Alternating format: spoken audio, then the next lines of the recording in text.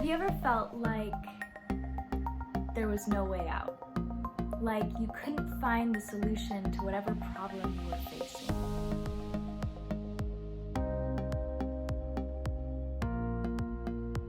One day, it was 4th of July, and I was the only person at church. Normally I would take a holiday like that off, but church bulletin had to get made. My secretary was on vacation, my senior pastor was out of town, and so I was the only one who could do it. So I'm at church, 4th of July, it is hot. It's like 110 plus degrees that day. I work in Palm Springs, it's the desert, so hot is something we have a lot of. So I'm the only person at church, I'm wrapping up the bulletin, and I need to go to the other building to get something. And so I walk out, and I think I have everything I need. I walk out, and just as I realized I didn't have my keys, the office door shut, and it was locked, and I had no way to get in. So I go to reach for my phone that I usually have in my back pocket. No phone. I left my phone in the office. So I have no keys, no phone, no way to call someone to ask for help, and it felt like I was stranded, I was hopeless. My next thought was, well, I'll just drive home, I guess I'll call it a day.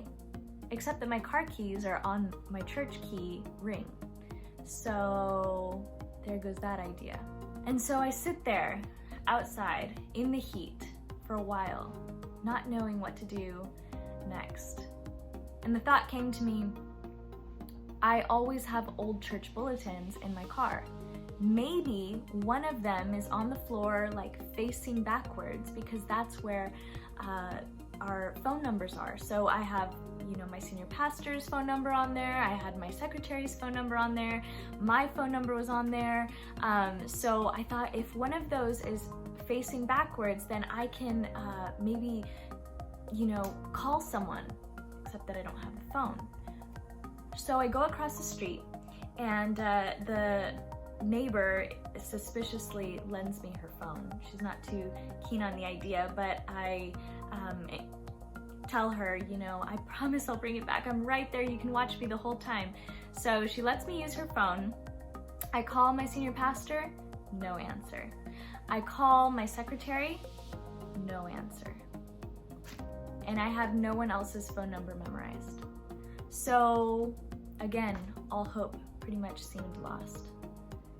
I left voicemails, hoping that they'll call someone who can come and let me in. And so I give the nice lady her phone back, and I sit and wait, feeling like there was no solution, no hope, no way out of this. Thankfully, about 30 minutes later, one of my church members shows up. My secretary had called her and said, the pastor's stranded. And so my church member rushed over there as fast as she could to let me into the church. And I will never forget that day, because there were a few times where it felt like all hope was lost, like there was no solution to my problem, yet God made a way. That's what God does. God makes a way. My favorite book in the Bible, in the Old Testament at least, is Joshua. And I love this story because it's all about God making a way when it seems there isn't one. God made a river stand still. God made the sun stand still. God gave them the power to conquer the land He had promised. He made the walls of Jericho crumble at just a sound. If that isn't a demonstration of God's power to make a way, then I don't know what is. God is capable of opening doors and moving things that seem immovable. I have a verse that I want to share with you from Joshua. It's Joshua 1:9, and it says, "Have I not commanded you, be strong and courageous. Do not be frightened, do not be dismayed, for the Lord your God is with you wherever you go." We can depend on God's power. He's with us wherever we go.